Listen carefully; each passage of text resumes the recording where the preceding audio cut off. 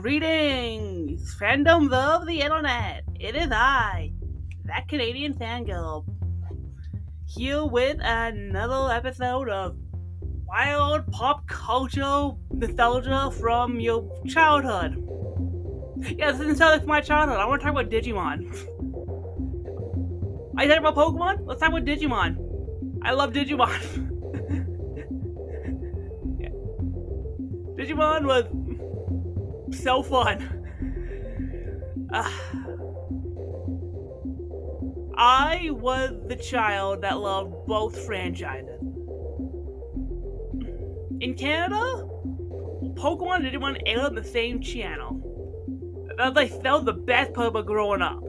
If you would come home from school in 1999, Pokemon would be on at 3:30, Digimon would be on at 4.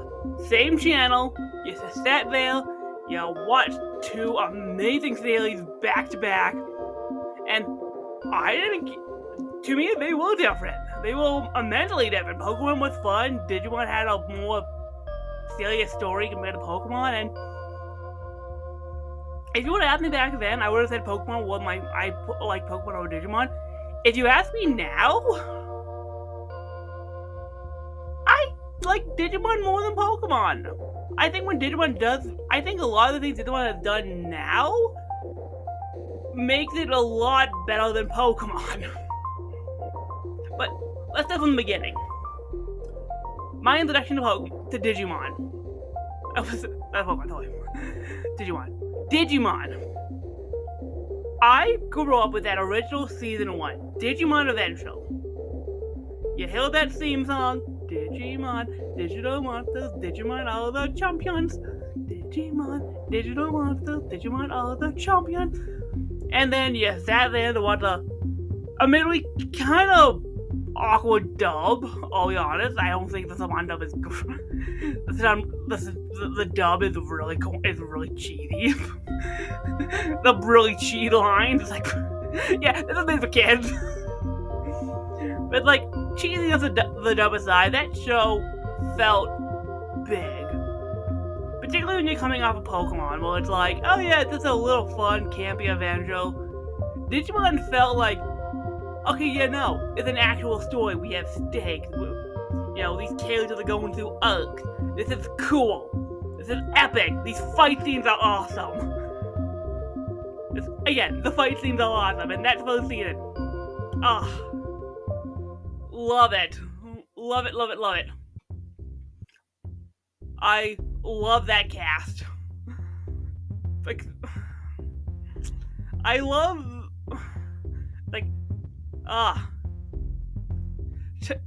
everyone always likes... Tai.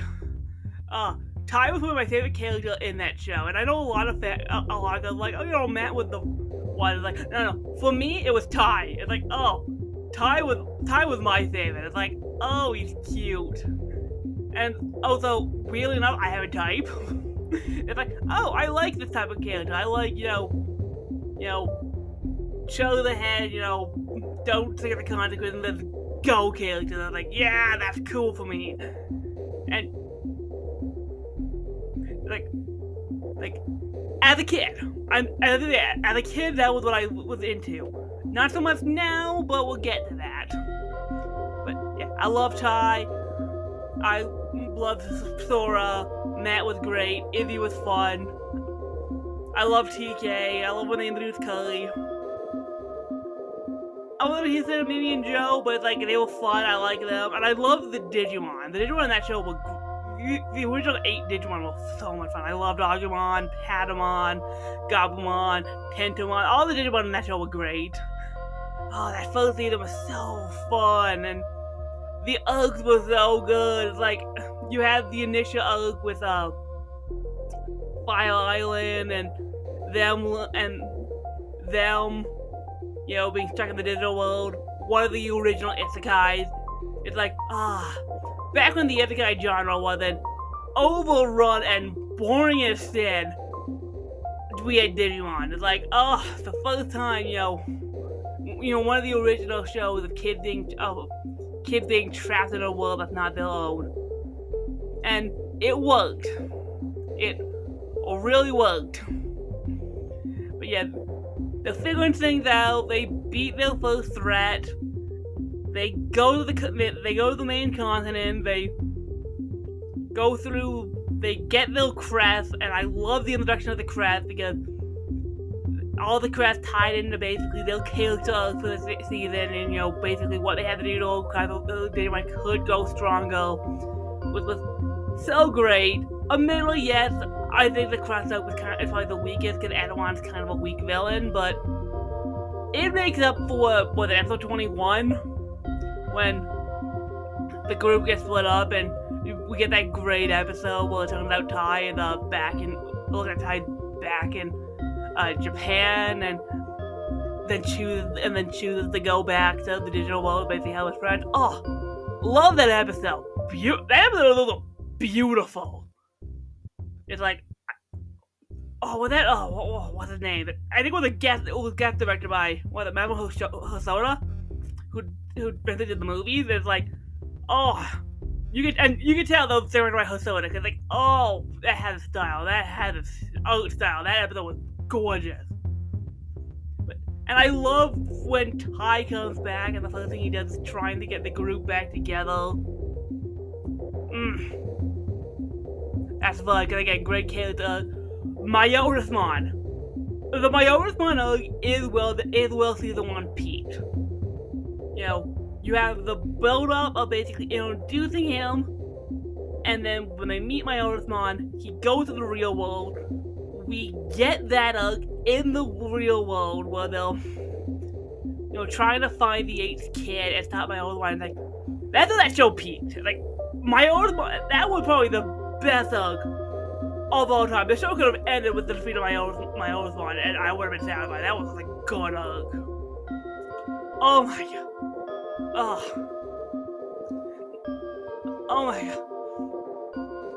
Oh my. Everything about so many good character moments. I love the episode with TK and Matt on the when they'll look up a paddle and they come across Pumpkinmon and Gatsumon, and they're kind of funny, and then my old mom basically shows up and they have to fight them, and Patamon Digivolve the Angemon for the second time. Like, it's the one thing, like, Patamon doesn't Digivolve a lot. When he does, shit's gonna real, because Angemon was OP as shit. It's like, yeah, Patamon didn't need to Digivolve the ultimate, didn't need an ultimate form. He doesn't need his champion form, because Angemon is so OP. It's like, we're putting on Angemon? Okay, shit's getting real. And they needed Angemon for that fight.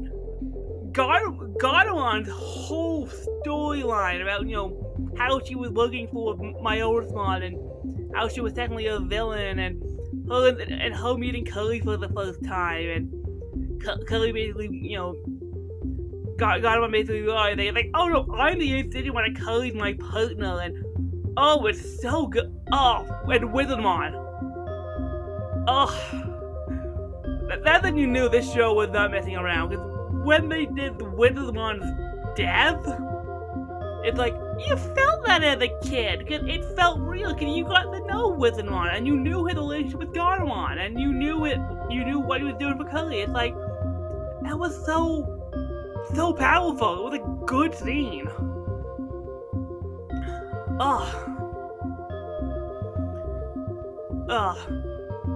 And they defeat Mayorismon, and they think he's gone, but the fog rolls in, and and everyone's passing in the convention center, and you have that weird prophecy.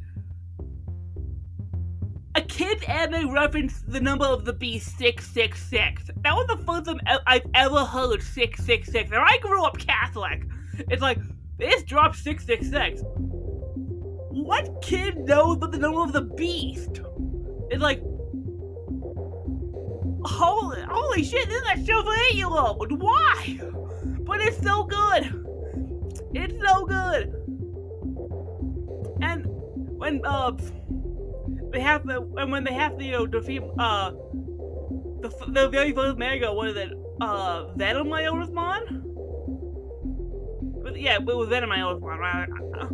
Yeah, Venom Mayorismon, and the idea was that the angels had to shoot your loved one, and Tai and Matt standing there, but they get shot by their siblings, Angel Digimon, and then we get Warp Digivolution for the first time. That was hype!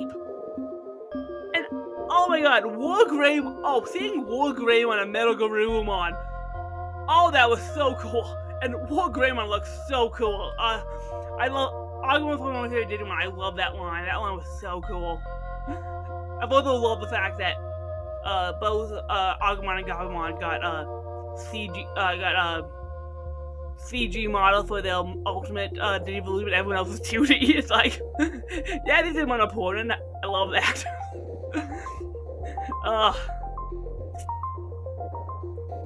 And then once my old month appeared, immediately it's like there's like still 20 episodes left of the first season, and it's like, you're not gonna top my Orthmon. That was hype. And the 4 Dark Lords? The 4 yeah, they're cool. They don't beat my Orthmon. I'll get that when I talk about season 2, but it's like, okay. A lot of them I kind of forget. Okay, we all remember Piedmon, because Piedmon's final fight was creepy as shit. And we all know Puppetmon, because Puppetmon had that great episode with TK, and I love that episode. That episode was great. And TK basically burned Puppetmon and then escaped, although we just give us that great one with Matt. Was admittedly really fun, because that's part of Matt's development. But like, Metal Digimon's cool because he's the first one, and that chase scene and getting up pumping is like, oh, what is this? It's like 3 episodes of a chase scene where they're in the body of Waymon, and they're basically, they're basically on the run because Metal Digimon's basically sending his cronies after them, and they're going. It's like, I'm really that's gonna help. Like, that's the only thing you remember from Metal Digimon, but it's cool. Machine Digimon, not so much. The only thing cool about Metal Digimon is it gives me my favorite episode of the show. I am not lying, my favorite episode of Digimon of all time is, My Sister's Keeper? Oh, maybe because I was a big fan of Tai as a kid, but that was always my favorite episode. Because it's just a good episode. Cully has always been a sickly child. She passes out in the digital world. They have to find some place for her to rest. Ty's beside himself because he's basically freaking out that Cully, because he's all upset because Cully's sick. And so he goes out to basically try to find medicine for Cully, and it's just a really good episode full of, Tai and Cully as a sibling relationship, which is really nice. I think I've always talked about TK and Matt, because admittedly their sibling dynamic was a lot more fleshed out, because they had the whole their children are divorced thing going for them, which is actually really nice. That it's a really good relationship with the two of them, that, they don't really know how to be brothers anymore because they don't live together because their parents are divorced, but somehow through the digital world they learn what that means to be brothers. And not only does Matt basically learn that TK what it means to be a big brother, but TK basically kind of learns to basically stop being such a little child and basically come to his own and basically kind of respond. So that's a really nice relationship, but no one ever talks about Tai and Cully. And one of those people is probably the best episode for them, because Tai is a really good big brother, and they don't really talk about Tai as a brother, because Tai has a lot of stuff because he's the leader, but that's the episode where really he's pushed to basically the limit. And it's like, he's got to, take shows, but he's also, as a big brother, he's also all nervous and he's freaking out. And he had that great breakdown scene in the church where he's basically like, oh, I shouldn't have brought Cully here, she almost died once because as a child, I took her out thinking, I wanted to go play. I took Cully thinking, it would be okay, and she passed out. She was in the hospital, and oh, I don't know. It always just got to me as a kid, and particularly when they finally get there, and it looks like Digimon blows up the mansion where the other kid was staying, and Tiga's like, no, okay, I got them out. It's like, oh, I love that. Oh, it sounds like a good episode. It's and like Izzy had the plan, but like they're trying to find pharmacies and maybe using the phone line. It's like, oh, that was really cool. It's my favorite episode. It's my favorite episode. I love that episode. Makes up for the fact that Digimon as a villain is kind of weak. It's like what makes the episode creepy is the fact that they're basically playing like covers them, basically trying to hide from these other Digimon. It's not so much Digimon. Digimon that shows up at the end of the next episode. So at the end of the next episode, Agumon whoops the Wargreymon one attack and he's dead. It's like, oh, okay. It's like, really, they build up these 4 Digimon, it's like some of the strongest. It's like, they kind of go out on one hit. Definitely Piedmon, but Piedmon was a big threat. But it's like, oh, that final battle with Piedmon, though. Piedmon. They're like, in the running like creepy as clown. It's like, oh, that dude. It's like, first off, he's fighting, Wargreymon, and then Mad Metal Gruan come in, they're fighting a Phantom Trail, and then you have that keychain bit when he throws the white flag and he basically turns them into keychains. It's like, that was terrifying. It's like, holy shit! Oh, this guy is scary. And they're like constantly running, and they're doing the thing where they're in the the circus tent, and they have to swing across, and everyone's slowly about throwing the keychains, and the only people left are TK, Cully, and Patamon. And Patamon have to be, and this is basically TK being like, I'm not gonna be. TK being like, I have to be brave, and I have to protect Cully because I have to protect Cully, and Patamon finally digivolves to Ultimate, and it's like the first time, and it's like, and again, one hit, Mega 9 not taking them out, but like, that entire thing is amazing. Just because it comes down to the 2 small 8-year-old children, and it's like, as a child watching that, you're like, this is so scary, but it's also so cool, and I love this episode. And then it's like, okay, well, everything's done, and then you have the final 2 episodes with the Ultimate Threat, and it's like, this guy comes out of nowhere. Why did they need 2 episodes of this guy? What was his name? Apocalypson? It's like you have some corny dub lines too. It's like, so like they're trying to be, because it's obviously a kid show, but it's like he's really, and then he's taken out in the first 5 minutes of the final episode, which works because I'll stand by this. The final episode of Digimon is probably the best that has never been topped. It's like, Digimon has tried to have really good finales. The finale of season 1 is probably the best and never been topped. It's like, they spent like half the episode on the kids saying goodbye to the Digimon. And every single kid gets a moment with their partner, and they basically get to tell their partner goodbye. I'm glad I met you. You're the reason I'm where I am now, because I became stronger because of the Digimon.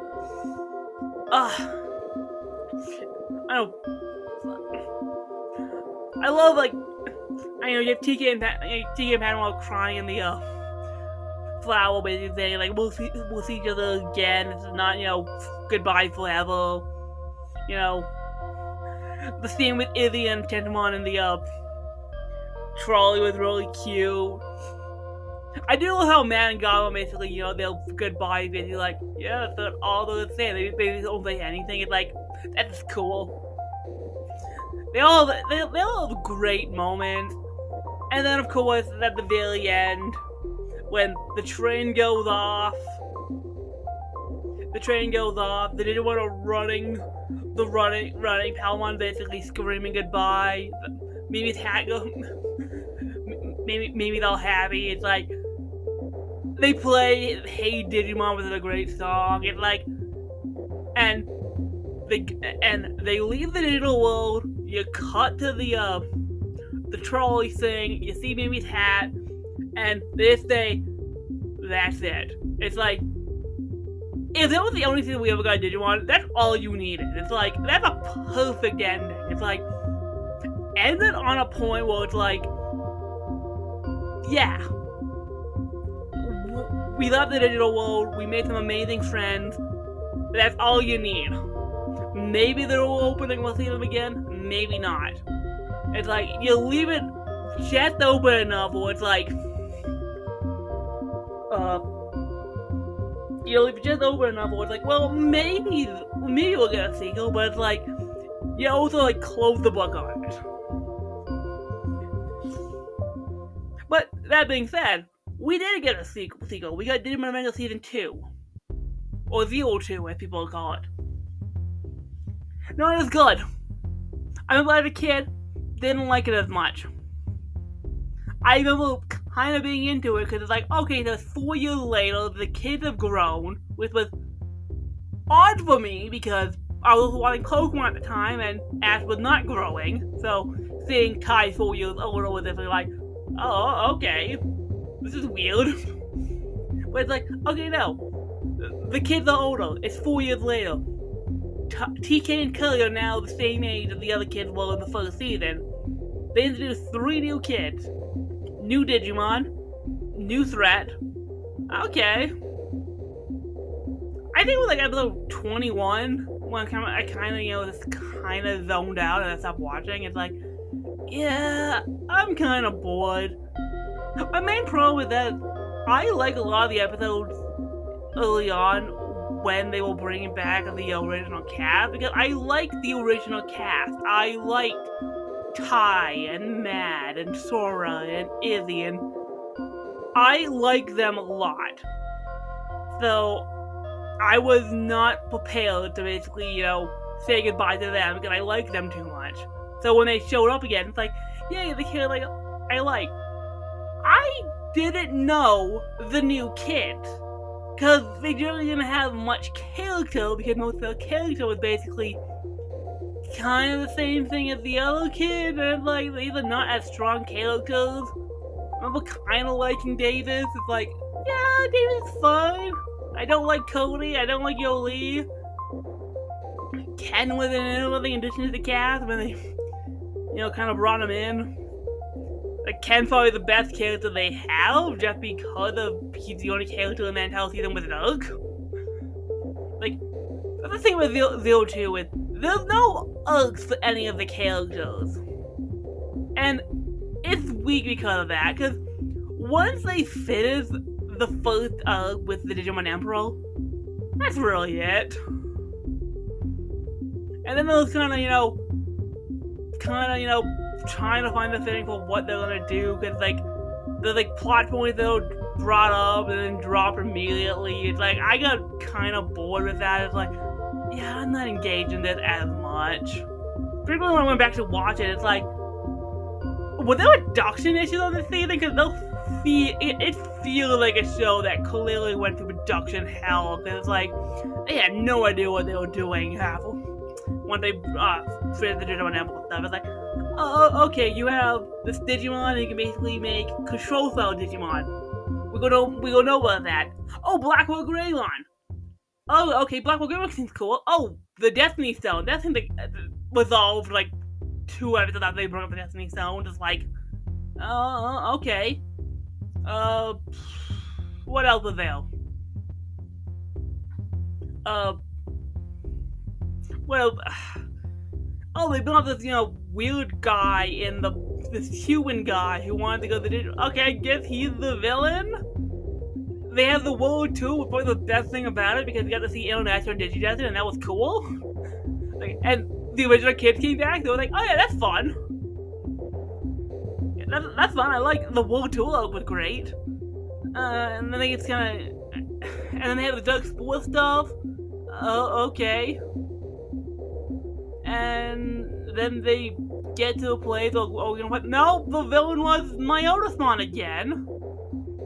I don't like the fact they brought Myotismon back for the villain of season 2. It's like, that seems like a pull out of nowhere. Like, oh, Myotismon was the best villain from season 1. Let's bring him back for season 2. It's like, this seems like, yeah, let's bring him back. It's like, why? It just comes out of nowhere. It makes no sense. So, Myotismon was living in the soul of this random human dude for like 4 years and was using this guy's desire to go to the digital world to basically gain power. What sense does this make? It's weird. And I've always said this, like, the ending seemed like it was like really rushed, because like, they beat Mallow Myotismon by shining a bunch of lights on him.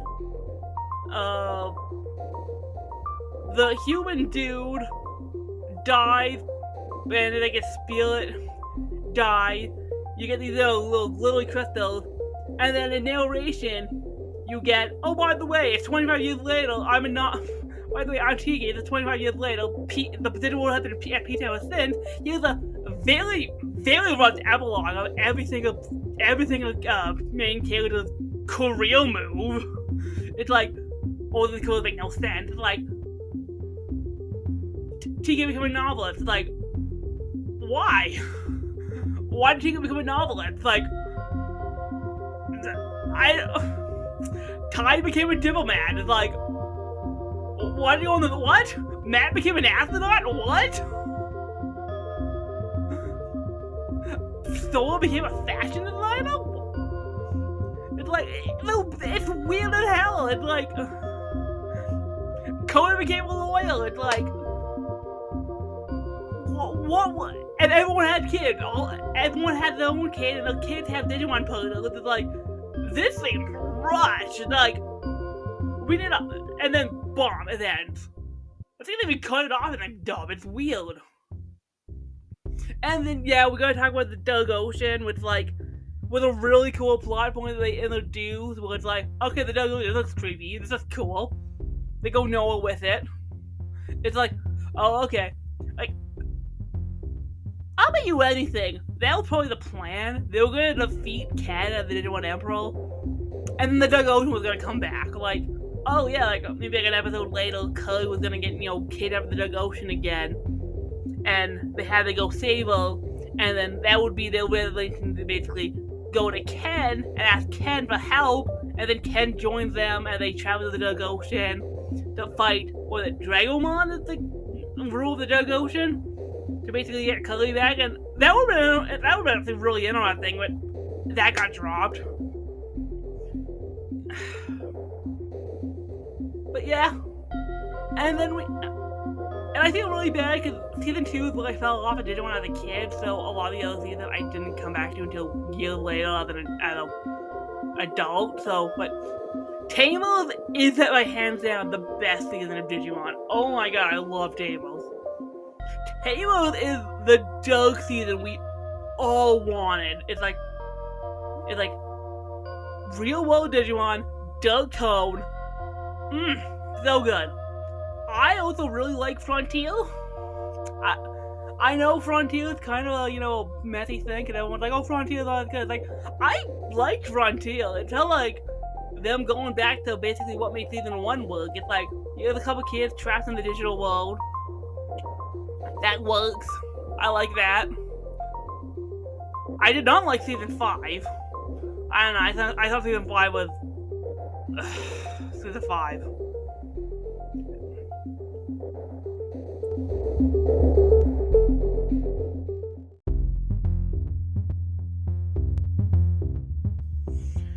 Season 5. Season 5 was weird. I'll be honest, I think season 5 was weird. But then again, I also have this bad habit with season 5, because I always put it under there that when season 5 came out, I was guide surfing on my TV, because a lot of TV guides have like that page up, page down function where you can basically look to see what's going to be on the next day or the day after. And I remember seeing on my TV guide Digimon on I think it was Gen X, and it didn't say it was season 5. It just said kids in the digital world. I thought they were like, oh, they're replaying Digimon. I'm gonna watch that again. So I woke up early on a Saturday to watch it. It was Data Squad. I remember sitting there, I was like, what is this season? I didn't watch it. And then I came back, and I came back and like, you know what? I should probably judge it for myself. That is my least of it season, and watch it fully. I did. I still don't like it. Data Squad is basically trying to do like a lot of stuff that the other seasons have done, and I don't think it works. Like, I've come around. I kind of like Muggen as the main character. I do like the fact that he's kind of a hothead, and his basically way of he always. I like the fact that his basically his first move in a fight is, oh, I'm gonna punch a Digimon. I'm gonna punch a Digimon. But like, okay, that's kind of cool.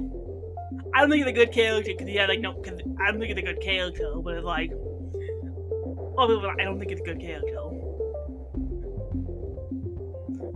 Like, yeah, they give him an Agumon. It's like, yeah, that's fine. It's clearly different Agumon. Whatever. The rest of the cast are basically all those Digimon tropes. Like, you can't even say it's a unique setting, because it's like, I mean, the government organization, keeping Digimon a secret, Taylor did that, and I think they did that way better with Hypnos. Because Hypnos were technically not good guys. I like the mystical little Hypnos way more than that.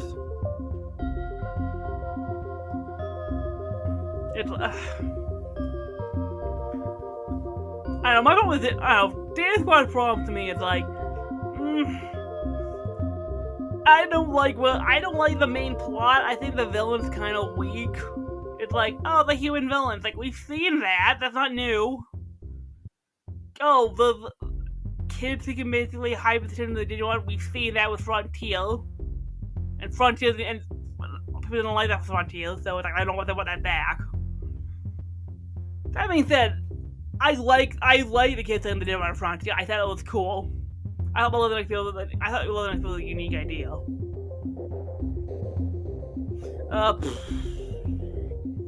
I don't know. I think my thing with season 5 of Digimon is I liked the first maybe 10 episodes.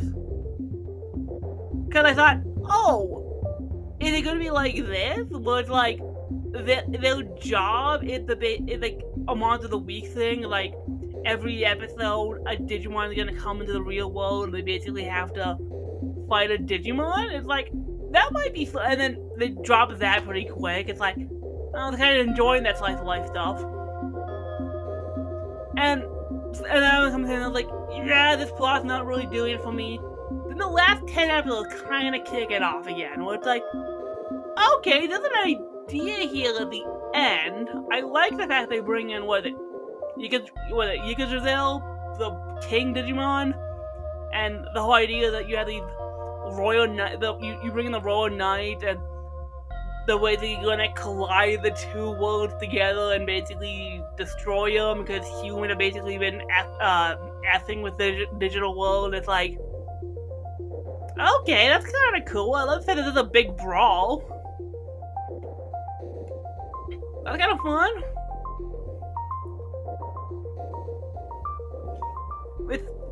I'm really all good about it because I hate the ending to Data Squad, because the ending is basically just trying to be season 1's ending again, only does it really poorly.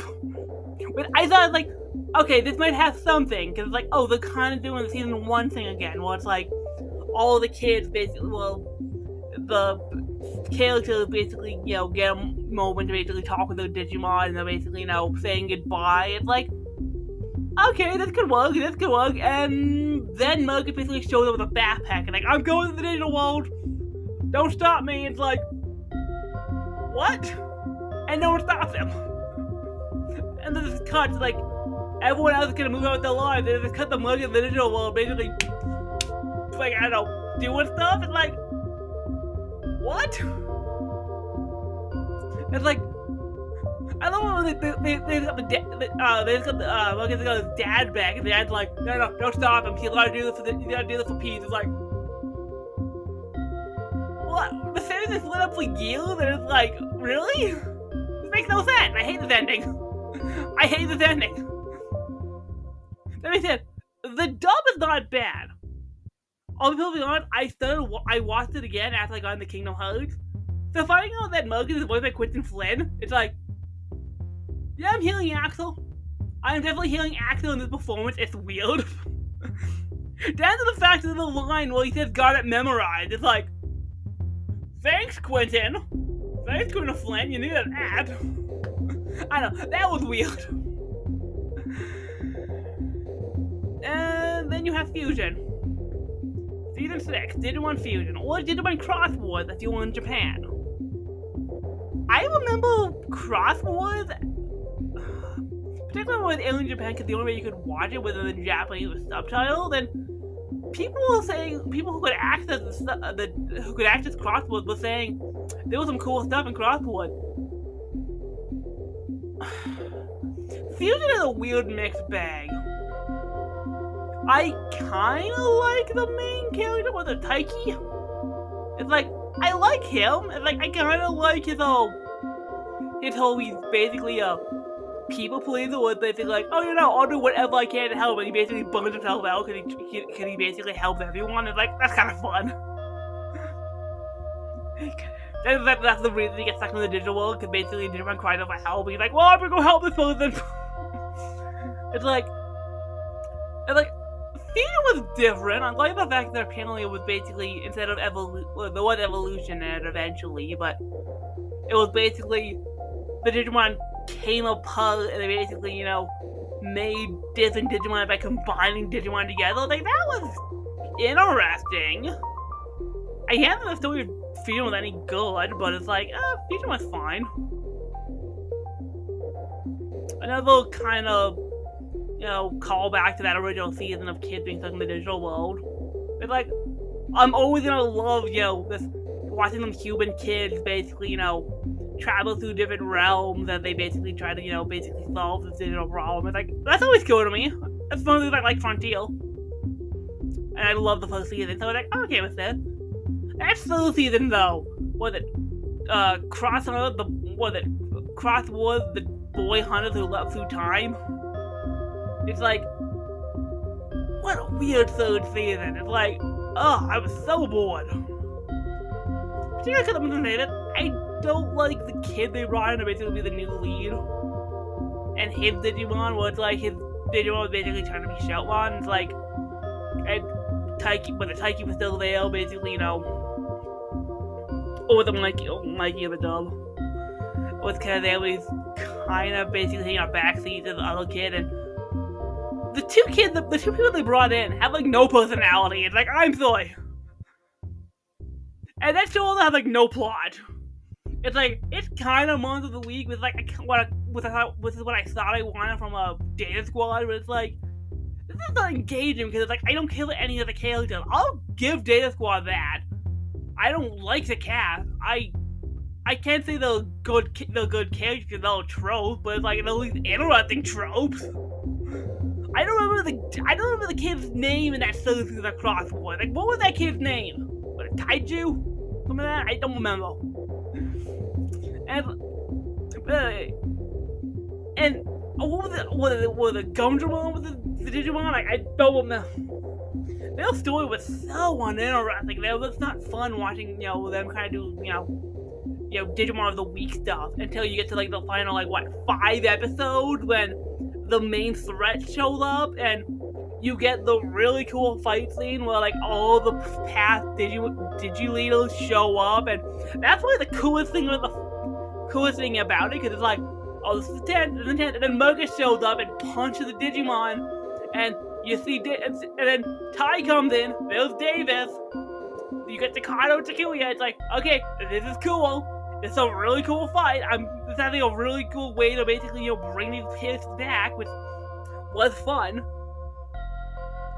And then as soon as the fight's over, the main kid basically has to take the power of like all the previous Digi leaders to basically defeat the main threat. And when they're going in there, I'm sitting there like, I'm sorry, I cannot be any more disinterested. I don't care about anything that's happening, and I should, because that scene was bringing up some big stakes. But it's like, nah, I don't care about these two leads. I'm sorry, this is not working for me. Yeah, let's turn on crosswords. And then the next season, I might have to watch again because I only watched one. Was it Epic Monsters? I remember really liking Epic Monsters. I thought Epic Monsters was a really fun take. I like that Epic Monsters was all the Digimon were basically based on different applications, like phone apps, and the threat seemed a lot kind of more dark. I don't know, it seemed like a darker plot. There was some more interesting stuff going on in it. It was like, I liked it. It was fun. The lead kind of was a lot more relatable and fun. Kind of reminded me of Better Staccato from season 3, and season 3 is the best season, so there's that. And then the most recent season of Digimon, was it Ghost Game? That's the new, Ghost Game, which I really enjoyed. It's like, you took Digimon into the horror genre, and it worked. Because it had some good scales, built into it, and all the scales were basically, somehow basically, turned into basically different Digimon, to basically turn into a Digimon attack. And making the Digimon seem like paranormal supernatural monsters is really cool. Honestly, the fact that there not being a lot of a plot in Ghost Game, I think works in its case, because Ghost Game basically had the whole aspect, and it's like, yeah, I'm okay with the lack of basically not a lot happening plot-wise, because I'm just kind of digging the fact that they basically, gave it this, kind of spooky atmosphere. And clearly loved Halloween. I think we got 3 Halloween episodes because of after 3 years. Yeah. I don't know. I like the small cat. I think the cat in that season was really good. Like, you had a lead was basically, got most of the attention, then his 2 friends, and then you had this, surprisingly decent side cast. It's like, I thought Ghost Game was really fun. I like Ghost Game. But yeah. And the one thing I always think with Digimon has great video games. It's like, I love Cyber Sleuth. Cyber Sleuth is a fun game. Oh, Cyber Sleuth is so fun to play. I was in the crowd, patiently waiting for Digimon Survive. When Digimon Survive got announced 5 years ago. And, this game's gonna be amazing. And I think we got the opening in, 2019, and it's like, okay, this game's coming out in 2020. This is gonna be really fun. It got delayed, it got a COVID. Okay. Still waiting. And then it finally came out in 2022, and had, no attention put onto it, because it came out, I think, the same week as Xenoblade Chronicles 3. It's like, oh, poor Digimon Survive. It's like, I feel bad for that game. Because making Digimon a tactics game is really smart. I like what they did with it. Granted, it's a lot of dialogue. It is a lot of dialogue. And a lot of it is basically, a visual novel. It's basically a visual novel of characters talking, of character portraits. But the characters seem fun. I really do like it. I probably have to finish it, because I'll be perfectly honest. I downloaded the game on PS4, never went back. I downloaded the game on PS4, I played maybe 2 hours, and kind of stopped playing it because other game, again, it came out the same week as Xenoblade Chronicles 3. It's like, that game was basically going to fit. That game, I was like, poor Survive. But again, I think it's got a good cast. It's got a good mystery. Gameplay is surprisingly solid. Again, I can't say I'm the best at strategy tactics, but it's like I'm okay at it, and I do kind of like I like the Digimon in a grid-based movement set, and like this is fun. This works. But yeah, when you come out of like Digimon Cyber Sleuth, which is the turn-based RPG, which is immensely fun, if not kind of frustrating, because leveling up is kind of weird. Because you start at level 1 when you Digivolve, and it's like, if you Digivolve the Mega in the final fight, it's like, level 1, so it's like, well, I gotta go back and grind. This is what I did in my PS4 copy of the game. I love about the game on Switch. I love when it got announced with Switch, it was like, the month Pokemon Sword and Shield was coming out, it's like, I'm sure this is probably, being talked about. That seems like that was them trying to basically, take some of Pokemon's attention away. It's like, oh, Sword and Shield's coming out, here's a new game, here's a Digimon game on Switch. It's like, that was not gonna kill Sword and Shield's buzz, and I'm sure that game was planned to come to Switch. It just seems funny to me. It's like the exact same month. It's like, even with years later, Digimon can't escape Pokemon Shadow, and I think it's a real shame because Digimon does enough things different that it's not Pokemon.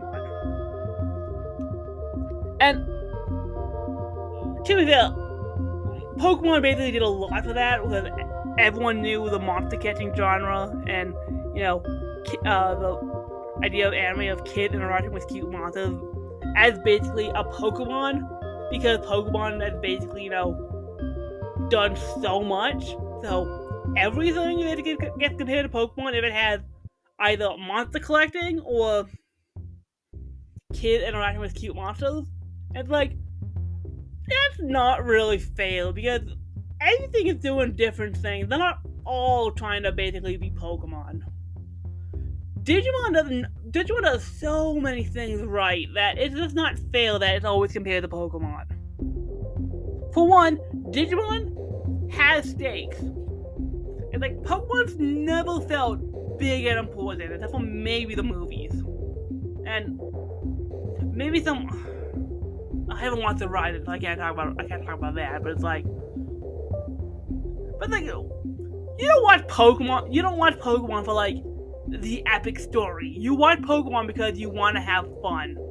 You watch Digimon because you want to have fun, but you also want a really good story. And even some of the lesser projects, again, I don't like a lot, even some of the lesser projects always have good characters and good stories. And one thing I've always come to remember Digimon that Pokemon's never done until recently is the new cast. Again, I didn't like it as a kid because I grew attached to the first season. As an adult, I see why they keep rotating the cast. It allows the characters to basically grow. The characters can have arcs. The characters can basically, be in a new place. The characters basically set up one place at the beginning, can be at a different place at the end, which is why stuff like Tamers worked. Which is why Tamers works on the series. It's like, Tamers is a dark story, but it's got really good character moments that basically reflect why these characters are so good in the first place. It's like, Takato, Henry, and Rika are the best characters to do out because they feel so human. They have realistic, flaws, realistic strengths, and they're dealing with their Digimon changing them immensely, and on top, and so you get something to watch on top of the really dark atmosphere that Tameless provides, and that's why Tameless is probably hands down the best season. Like, I love, like, I am not gonna deny anyone, Tameless is objectively the best thing Digimon ever produced. And considering Digimon's been on Hughes and Third Q lately, because a lot of what we got is basically has been returns to basically nostalgia with Digimon Adventure Try, with middling, Last Evolution Kasuna was better than Try. This new Zero 2 movie that just came out with, I hope is getting released out west. I have no idea what it's like. I think it's all getting out in Japan right now, but it's like, and like, honestly, I'm thinking like, okay, if we're getting a reunion with Zero 2, can we get a reunion with Talos, please? I really want to see more Talos. I want to see more Frontier, because I think Frontier had a really rushed ending, and I want to see more Frontier, because I think they can do a lot more with that. Oh, one thing I'm actually really excited about. The discotheque, the real lead of the Digimon movies? Holy shit, when that got announced, I lost my mind. It's like, the original 3 Digimon movie that made up Digimon the movie that we got over here is releasing in English for the first time on DVD. Oh my god, that's so exciting. Oh, those movies are so hard to find. Unless you do a Google search and basically watch them on iffy site. So it's like, I have a chance to own those 3 movies separately, dubbed into English with what looks like the original cast. It's like, oh my god, that's so exciting. Oh, when is that coming out? I want those movies. I want those movies. If anyone knows the movie coming out, please tell me in the comment. I want the pre-order. I so want to pre-order those. Or buy them. It's out now. I'm gonna go to this website and see if they're out. Cause like, oh, I need to see that. I need to have that on DVD. I need to have that on physical media. Cause if that goes away, I'm never gonna watch those movies again. And those movies are so good. The Digimon movie is, I liked it as a kid. That movie does not hold up. It's like, and you know why? Because Fox wanted to take a picture with Warner Bros. With the Pokemon movie. But it's like, oh, that movie was a mess. Like, as a kid, I didn't care. Cause like, I saw Digimon on the big screen. I was happy. As an adult, it's like, oh, this makes no sense. This is a mess. It's like, this stuff, this is so stupid.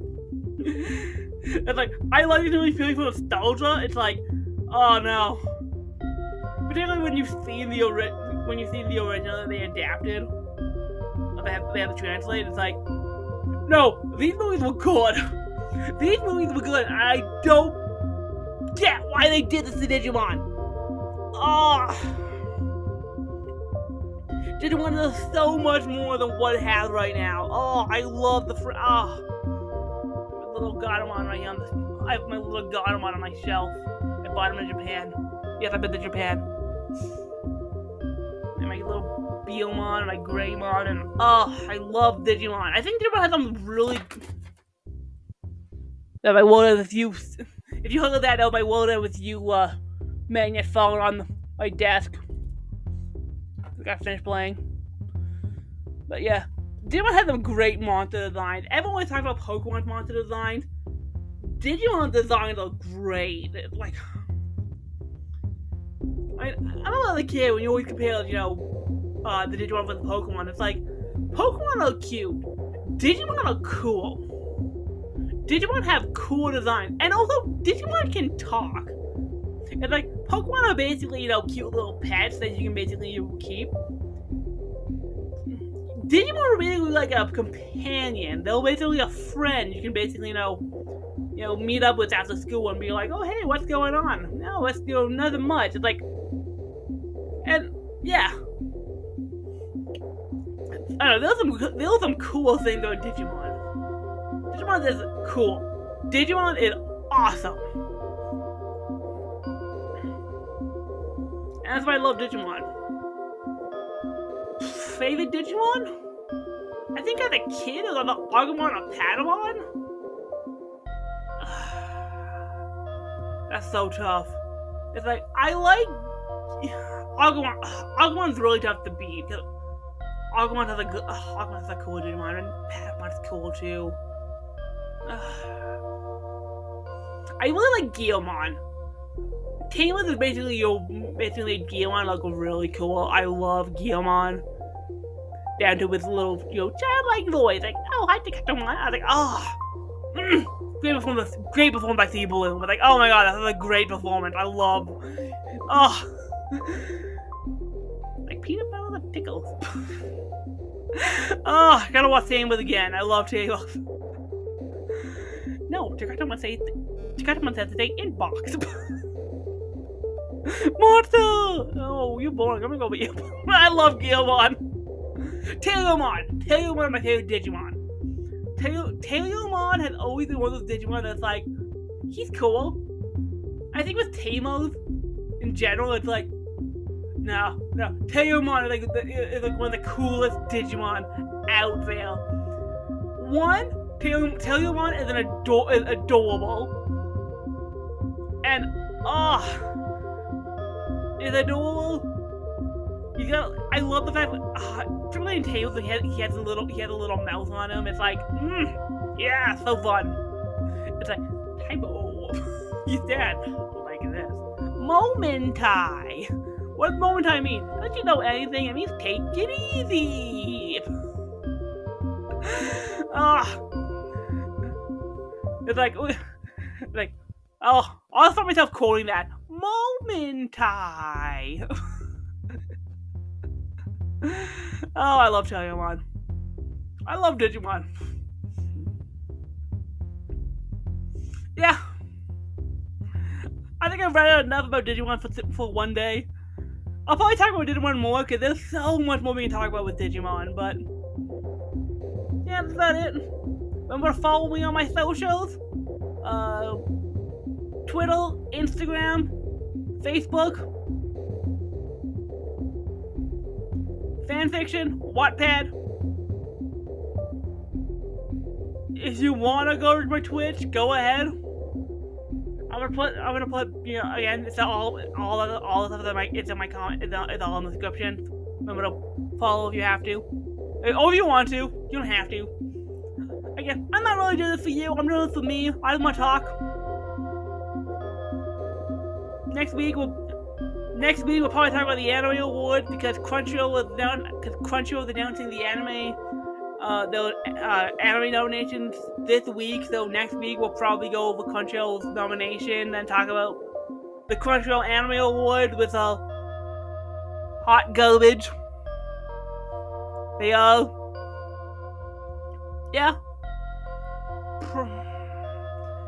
Remember, fandoms keep you in a box. Like what you like. It doesn't matter what you say. You're a fan of something. If you like something, you're a fan of it. And remember, when people ask you which fangirl do you listen to, that Canadian fangirl. Which Canadian fangirl? That Canadian fangirl. Later, peoples.